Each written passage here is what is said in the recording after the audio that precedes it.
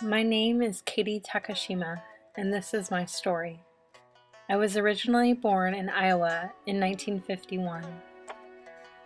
My family owned an Oriental grocery store until it went out of business.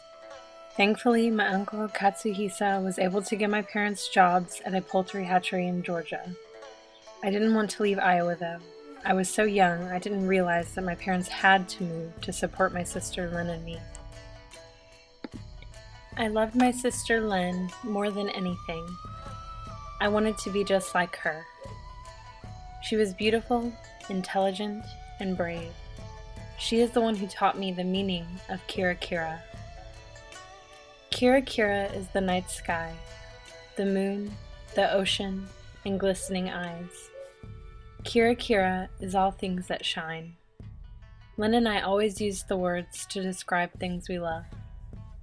Lynn was KiraKira to me.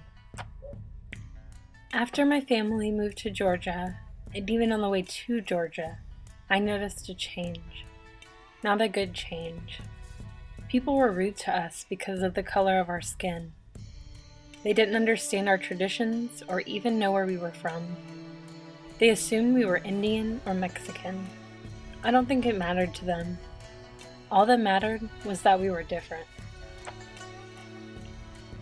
The apartment we moved to in Georgia was run down and tiny.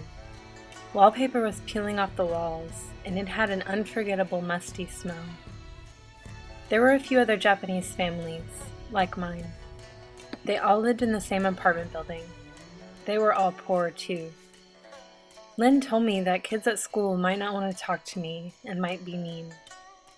I didn't understand at the time that it was because I was Japanese. Before the first day of school, my mom cut off my long hair and curled it. I think it was to make me look more American. When I was in kindergarten, I got a new little brother, Sammy. After a while, Lynn made a new friend, Amber.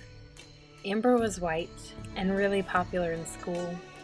After Lynn became friends with her, she treated me differently. She didn't want to hang out with me very much. Mom and Dad had to work very long hours at the poultry hatchery, and sometimes we'd have to go with them and sit in the car because there was no one to look after us. I couldn't understand how my parents would work so much, but we still had no money. The factory where my parents worked didn't want to pay their workers very much because they were all immigrants. Then Lynn started to get sick. I was 10. She would lay in bed a lot, but she still helped me with my homework. Even though I could see how sick Lynn was, my mom tried to make it seem better. She would say Lynn was fine, and that she just needed more pills. Over the next few years, Lynn was in and out of the hospital and school. It was tough because just when we would think she was getting better, she would end up back in the hospital. I eventually learned that my sister had lymphoma. She died on New Year's when I was 14 years old. I felt so guilty because Lynn was alone when she died.